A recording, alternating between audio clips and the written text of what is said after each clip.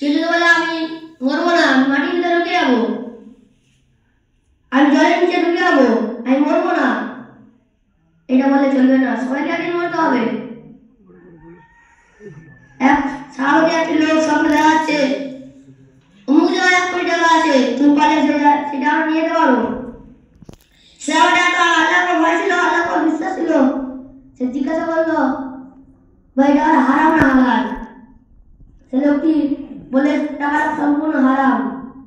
তখন সাহাবা এটা বললো আমার এটা টাকা নেই। তখন তার সকালে তার স্ত্রীকে বললো, স্ত্রী আমাকে এই স্বপ্ন দেখাচ্ছিল, অমুক জায়গায় 1 কোটি টাকা আছে, তোমার আমাকে নিয়ে দিতে বলছিল। স্ত্রী স্বামীকে জিজ্ঞাসা করলো তুমি টাকাটা কেন নাওনি? তখন স্বামী স্ত্রীকে বললো এই টাকার মধ্যে হারাম ছিল তাই নিইনি। তখন স্ত্রী স্বামীকে বললো টাকা কেন জিজ্ঞেস করেছো?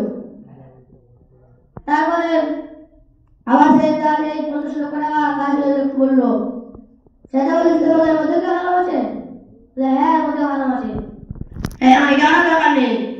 তখন তার স্ত্রী আবার বললো, স্ত্রী সে লোকটা আমার স্বপ্ন দেখাচ্ছিল, সেখানে 50 লক্ষ টাকা হারাম ছিল তাই নিইনি। তারপরে আবার রাত্রেবেলা সেই জায়গায় 1 টাকা ছিল, মধ্যে কি হারাম আছে? বলে না এর মধ্যে হারাম নেই, এর মধ্যে হালাল আছে।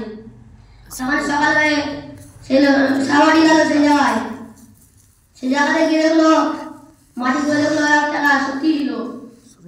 তখন তার স্ত্রীকে দেখালো, স্ত্রী সে জায়গাতে 1 টাকা ছিল, এর মধ্যে স্ত্রী জিজ্ঞাসা করলো এর মধ্যে হারাম না হালাল? তখন সে স্বামী বললো এর মধ্যে হালাল ছিল। তখন স্ত্রী বললো স্বামী এই টাকা নিয়ে তুমি বাজার করে আনো।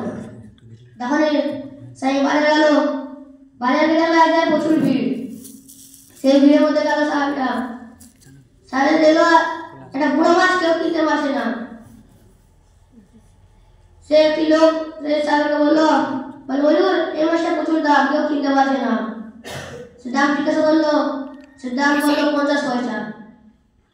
সে সাহেবটা মনে মনে ভাবলো এই মাছটা আমরা কোনোদিনও খাইনি, কোনো দেখিও নি, এই মাছটাকে আজকে কিনে যাওয়া যাক। তো মাছটা কিনলো, মাছটা কিনে স্ত্রীকে দিয়ে এলো, বলে স্ত্রী তুমি এটা কেটে রান্না করো, আমি চাল ডাল কিনে আনছি বাজার থেকে। স্ত্রীকে কাটতে দিল, স্ত্রীকে কাটে দেওয়ার পর মাছের পেট থেকে একটা পাথর বেড়ালো। সে স্বামীর বাজার থেকে এসে দেখলো, বলে স্ত্রী এটা কি? স্ত্রীর মুখে একটা পাথর চকচক করছে। স্বামী দেখে এটা সে নগরের মোড়ল তার কাছে এলো, বলে মোড়ল সাহেব তুমি এটা কিনতে পারবে? মোড়ল ভাবলো এটা অনেক দাম, এটা কেনা যাবে না। জিজ্ঞাসা করলো এটা কি জিনিস? সাহেবটা বললো এটা পাথর প্রচুর দাম, এটা কেউ কিনতে পারবে না। যে বাইরের নগরে গেলে একটা বিক্রি করলো, অবশ্যই দেখা গেল সে সাবাটা একটা বড় পর্যায়ে এসে সে পড়লো কোটিপতি হয়ে গেল। এই জন্য আমরা হারাম রুপিস থেকে বেঁচে থাকবো, হালাল রুপিস তৈরি করবো ইনশাআল্লাহ। এবারে আমার বক্তব্য শেষ করলাম, আপনারা